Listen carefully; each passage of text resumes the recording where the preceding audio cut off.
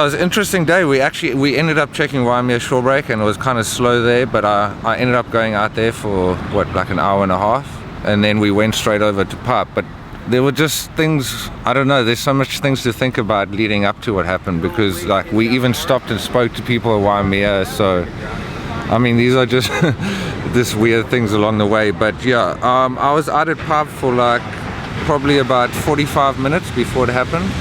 And what happened was I was sort of in the pub lineup and a right just popped up.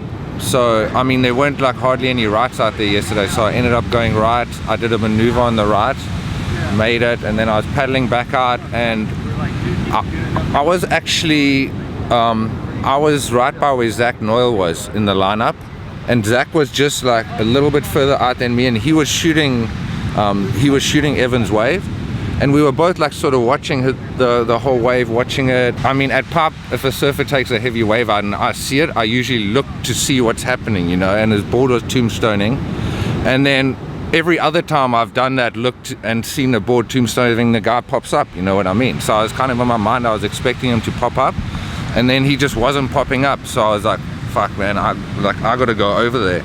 So I started paddling in, sort of, I was still expecting him to pop up, nothing. And then I remember Zach saying, is he okay? But I was just like moving, I didn't even answer him, so I just paddled in as quickly as I could. I mean, it took me a little bit to get to him still. Then by the time I got to, his board was floating at that point, and his feet were like, his head was down and his feet were up, so I had to get him, and the waves were hitting. And then I got to the point where I could get him out, and I saw his face, and it was just, he was in bad shape, man. His face was like a dark blue purple color, his eyes rolled back, he was foaming at the mouth.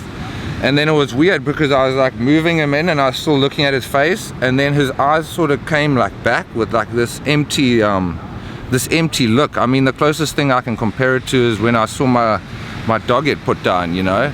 It's like they gave the lethal injection and the eyes just go sort of like blank. I don't know, I've never seen death any other way, but I mean, I was convinced the guy was dead at that point. That's where, you know, I started blowing air into his mouth, and you know, there were waves hitting, and I think I got one good breath of air into him, and then more water started coming out.